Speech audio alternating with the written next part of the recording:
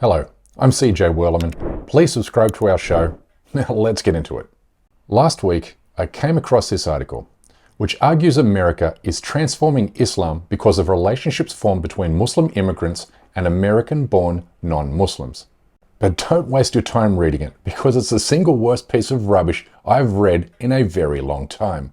It wants you to forget that 2 decades of non-stop war on terror propaganda, along with the billion-dollar Islamophobia industry it spawned, constituted America's full frontal effort to transform the Islamic religion by manufacturing so-called moderate Muslims.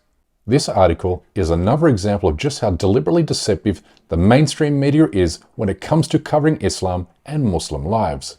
Because the changes taking place in America today speak to the total opposite of this headline. America isn't transforming Islam, but Islam is most definitely transforming America, and for the better. Yes, you heard that right. Islam is transforming America, and there are literally dozens of data points to support this claim, which I will reveal throughout the remainder of this episode. But first I want you to think about this remarkable fact, that within the next 15 years, Islam will be the second largest religion in the United States, because the country's Muslim population is growing at an accelerated rate, and will more than double by 2050, while surpassing the Jewish population along the way. Why is this so remarkable? Because when we talk about the United States, we are talking about a country that has spent the past 20 years waging a war against Islam and the Muslim world. Every nation in every region now has a decision to make. Either you are with us or you are with the terrorists. I was right. I said now we got to go and we got to knock the shit out of these people. Got to do it. A newly released study concluded that at least 4.5 million Muslims were killed during the US-led war. But here's the thing. Islam is now fighting back, but not through violence, but through its message of hope, equality, justice, and love. You see, 2 decades of perpetual war has left American society economically, emotionally, and spiritually broken.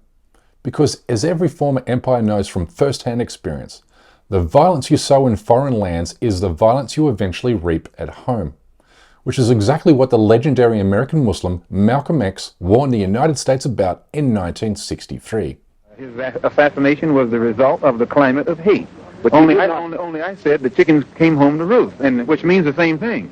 Climate of hate means that this is the result of something. And lies about weapons of mass destruction in Iraq made Americans more distrustful of their government.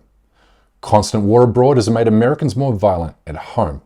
Mass surveillance programs have made them more suspicious of their neighbors, and mass incarceration has broken family bonds. And the wreckage all of this has left in its wake has created a series of intractable epidemics. It is realized through soaring rates of mass shootings, suicide, and drug addiction. These societal plagues have caused a breakdown in communities, while at the same time online technologies have made Americans feel more disconnected from actual family and friends offline. For these reasons, an ever-increasing number of Americans are taking a closer look at the religion they've been misled into fighting a war against for the past 20 years. It was sort of like that, only what came out, it says Islam = peace.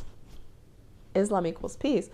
I was sitting at my kitchen table, and right over my laptop is the TV in the family room, and I'm watching the towers falling for like the 50th time, and that they've repeated it on CNN. And I'm like, that doesn't look peaceful. Who are these people? So that made me, the fact that that popped up made me want to keep looking. What's happening is this, that the more you are told to fear something, the more likely you will take a closer look at the very thing that's meant to scare you. Which not only explains why so many Americans are converting to Islam, but also explains how I transformed myself from an anti-Islam bigot in 2005 to an activist against Islamophobia 4 years later. I feared Islam after witnessing a terrorist attack, but fell in love with it after studying the Quran and learning about the flawless moral character of the Prophet Muhammad. I narrated my personal journey in a recent episode here. And we also revealed the phenomena of American soldiers converting to Islam after returning home from Iraq and Afghanistan. But no individual story proves the theory that the more Americans fear Islam, the more likely they will study it than this one about Richard McKinney, who became a Muslim at the very mosque he had planned to bomb. I'm a Muslim, a veteran, and a proud American. I had learned that I was completely wrong about everything that I felt. You know, Judaism had a message, Christianity had a message, Islam had a message. Funny thing is, though, it was the same message. It was about peace, and it was about love. But what's really important here is how the growing American Muslim population is healing broken communities across the country by bringing people together and giving them a sense of collective purpose, which in turn is drawing more Americans towards Islam. The efforts by this mosque in Buffalo, New York, where I actually lived for a brief period way back in 1992, is illustrative of the way Islam is providing the kind of spiritual and emotional comfort that so many Americans are now yearning for. Slowly, the first barbecue, we didn't have too many people, and over time, we're averaging between 300 and 400 people. But numbers isn't what's important. What's important is that the intention is really just to serve the people and to give an opportunity for them to see the Muslims and bring people together who would never come together. We had police officers here. We had people who considered them as gang leaders at the same time. We had Muslims. We had people of all different backgrounds. But before we go on, we urgently need your help to expose injustices in the Muslim world. So please consider supporting my journalism at patreon.com/CJWellerman. You'll be helping me bring these stories to a wider audience. Thank you. Now back to our show. Islam is also repairing communities that have been decimated by racist socioeconomic inequalities and a criminal justice system that privileges white people over non-white Americans. It's in these areas that Muslims are making a profoundly positive difference, which is exactly what Jihad Sophia is doing in South Central Los Angeles. I worked in a prison as a chaplain, and I said, I don't want to do this work anymore. I want to make it so they don't come into environments such as the prison. And so I wanted to get out here and disrupt this school-to-prison pipeline. I wanted to disrupt the pipeline, so we founded the school. Jihad found that Islam's reputation for improving inner-city communities was well known. As one lady comes up to us when we first moved here, she said, the Muslims are here. We're so happy the Muslims are here. Reason being is that the tradition of being Muslim in the inner city meant something totally different than what is being promoted as far as in the mainstream media. His school not only provides kids from low-income families with an education and a better future, but also delivers humanitarian aid to the wider community, which is helping to bring people together to counter negative and destructive influences. Thanks to God all the time, don't we? On Saturday, the school's parking lot becomes a food giveaway center. God bless you. Allah bless you. And when a marijuana store tried to open up nearby, Jihad helped organize opposition. When they saw us congregating and gathering and speaking out against what they were doing, they literally packed up and left. There are now nearly 250 Islamic schools like his in the United States today. But even more telling is the growing hunger for information about Islam from non-Muslim Americans, as measured by this number here. This is the number of Islamic scholars in the US today. Astonishing given there were fewer than 30 just 2 decades ago.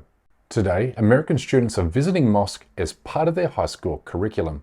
And welcome and greet all of you with the Islamic greeting of Assalamu alaikum. Do any one of you know what does it mean? Not the Muslims, right? You guys know that. But our Christian friends, yes, sir. Yeah, peace be upon you, right? By the time these students reach university, they not only have a better understanding of Islam, but also seek out courses to learn more about the religion.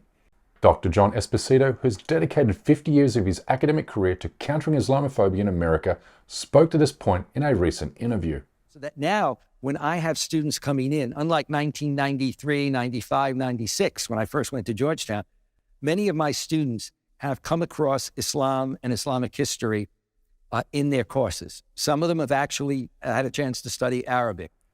But it's important that we acknowledge here that Islam isn't new to America. In fact, you can't talk about the history of the United States without talking about Islam, because Muslims were among the very first Americans having been transported from Africa to America as slaves. But most Americans are only learning about this part of their history today.